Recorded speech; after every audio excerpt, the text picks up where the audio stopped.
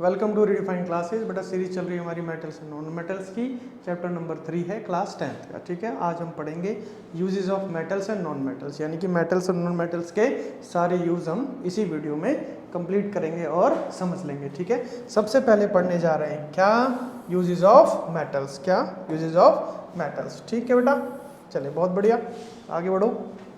पहले पहले पहले पहले नंबर पर क्या आ गया, मैक्सिमम यूजेज। देखो आपको पता है, इसमें कोई ऐसा समझने वाली बात है नहीं, बहुत आसानी से आप समझ भी लोगे और लर्न भी कर लोगे। ठीक है, कॉपर एंड एल्यूमिनियम, किसकी बात कर रहे हैं, कॉपर एंड एल्यूमिनियम की। Metals are use to make wire, सभी को पता है। टू कैरी इलेक्ट्रिक करंट, यानी इलेक्ट्रिक करंट के जो वायर्स होते हैं वो बेसिकली किससे बने होते हैं, कॉपर से बने होते हैं या एल्यूमिनियम से बने होते हैं। ठीक है, this is because copper and aluminium have very low electrical resistance.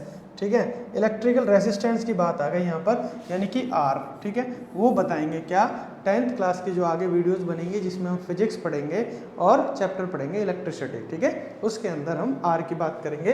This is called resistance, रुकावट। This is called resistance. ठीक है, इनका क्या होता है, लो रेसिस्टेंस होता है, यानी कि करंट को ईजिली फ्लो करा देते हैं वायर्स के अंदर से। ठीक है, इतनी सी बात है। And hence very good conductor of electricity, इसलिए कॉपर और एल्यूमिनियम गुड कंडक्टर्स होते हैं इलेक्ट्रिसिटी के, और जो वायर्स हैं वो इसी से बने होते हैं। ठीक है, क्लियर, पहला पॉइंट क्लियर हो गया। चलिए बहुत बढ़िया।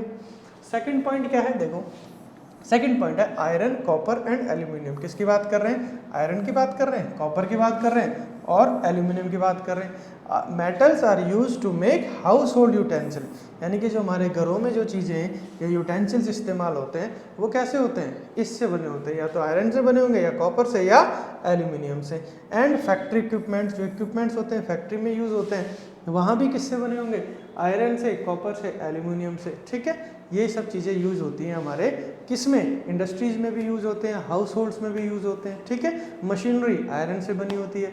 ठीक है, क्लियर, बात समझ में आई, वेरी गुड। सेकंड पॉइंट हो गया कंप्लीट। अब आ जाओ थर्ड पॉइंट पे।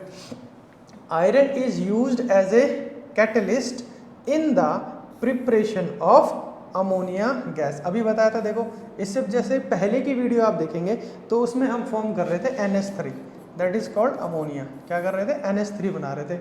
उसमें आयरन यूज हो रहा था एज ए कैटलिस्ट, यानी कि वो जो रिएक्शन को फास्ट कर रहा था। तो यहाँ यूज आ गया, क्या यूज आ गया, iron is used as a catalyst in the preparation of ammonia gas by Haber's process, यानी कि जो हैबर प्रोसेस से जो अमोनिया गैस बन रही है उसके अंदर जो आयरन है वो यूज होगा एज ए कैटलिस्ट यूज होगा। ठीक है, यानी कि रिएक्शन को फास्ट कर देगा। ठीक है बेटा, फोर्थ पॉइंट पे आ जाओ। फोर्थ पॉइंट क्या है, जिंक। किसकी बात कर रहे हैं, जिंक की बात कर रहे हैं। Zinc is used for galvanizing iron, देखो बहुत इंपॉर्टेंट है ये, galvanization of iron to protect it from rusting, यानी कि क्या करेंगे, आयरन है, ठीक है, सपोज करो यहाँ पर आयरन के ऊपर जिंक की एक लेयर लगा देंगे, जिससे क्या होगा, आयरन रस्टिंग से बच जाएगा। ठीक है, तो जिंक यूज होता है in galvanizing iron to protect it from rusting. Zinc का यूज पता चल गया।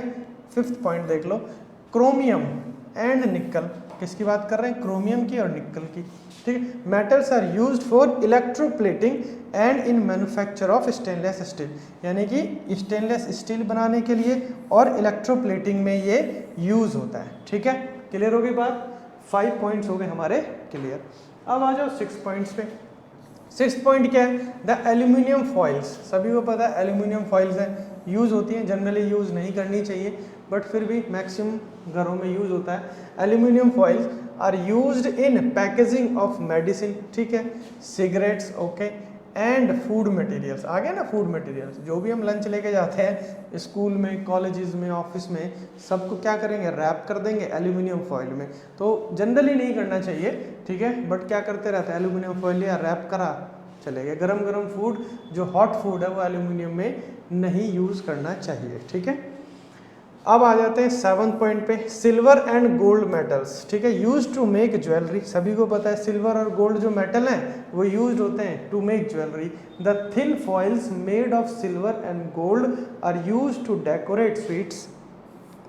जो फॉइल्स लगे हैं कभी आपने स्वीट्स पे देखे होंगे, सिल्वर के होते हैं, गोल्ड के तो बहुत ही कम देखने को मिलते हैं। सिल्वर के जो फॉइल्स हैं वो लगे होते हैं स्वीट्स पे, वो भी किसी से बनते हैं, सिल्वर और गोल्ड मेटल से बनते हैं। ठीक है, यूजेस क्लियर हो गए, 7 अभी तक हम यूज पढ़ चुके हैं। ठीक है, अब आते हैं 8th यूज पे, क्या है, द लिक्विड मेटल। अब हम किसकी बात करेंगे, लिक्विड मेटल की।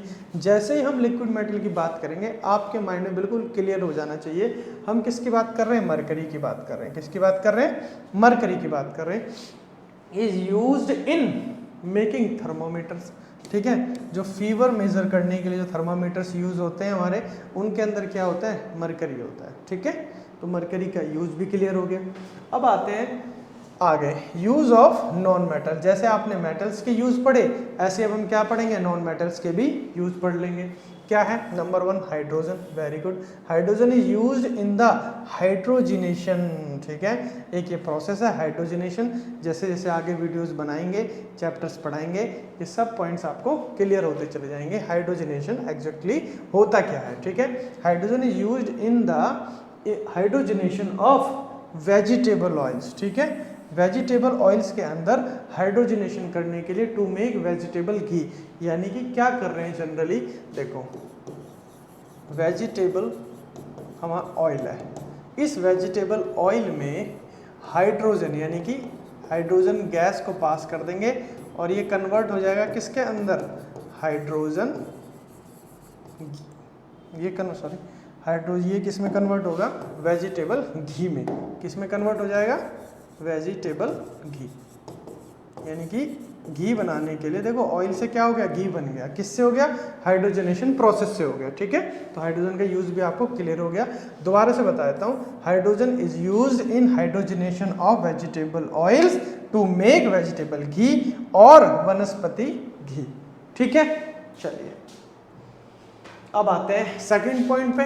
Hydrogen is used in the manufacture of ammonia. अभी ये तो बताया, ठीक है, ammonia whose compounds are used as fertilisers. Fertilisers में यूज होते हैं क्या, हाइड्रोजन, हाइड्रोजन एंड अमोनिया। ठीक, थर्ड पॉइंट देख लो, लिक्विड हाइड्रोजन। समझ गए, liquid hydrogen is used as a rocket fuel. यानी कि रॉकेट के अंदर हमारा कौन सा फ्यूल होता है, कौन सा फ्यूल होता है बेटा, हाइड्रोजन लिक्विड, लिक्विड हाइड्रोजन। ठीक, फोर्थ पॉइंट देखो, carbon in the form of graphite. ये तो आपको पता ही है, कार्बन की फॉर्म होती है graphite. Is used for making the electrodes, electrodes बनाने के लिए।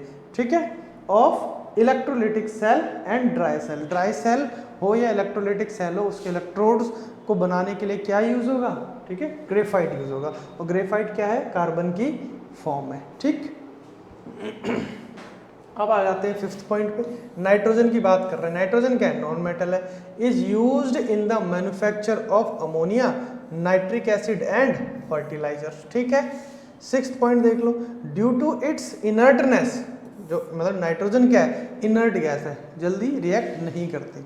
क्यों, is use to preserve food materials. यानी कि जो हमारे लेज के पैकेट्स होते हैं या जो फूड आइटम्स के पैकेट्स होते हैं, उनके अंदर जो एयर होती है वो नाइट्रोजन होती है।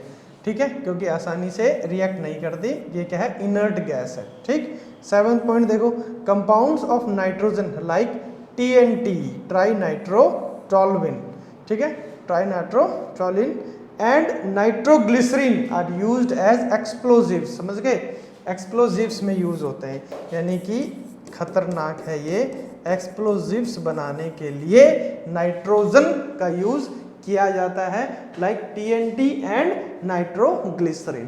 क्लियर होगी बात, चलिए बहुत बढ़िया। अब आ जाते हैं किस पे, 8th पॉइंट है और ये क्या है, last point. Sulphur is used for manufacturing sulphuric acid. कोई बड़ी बात नहीं बोली इसने कि सल्फर यूज्ड होता है किसमें, मैन्युफैक्चर करने के लिए, सल्फ्यूरिक एसिड। ठीक है बेटा, चलिए बहुत बढ़िया, बढ़ते रहो आगे। जय Shri Radhe. Thank you for watching redefine classes.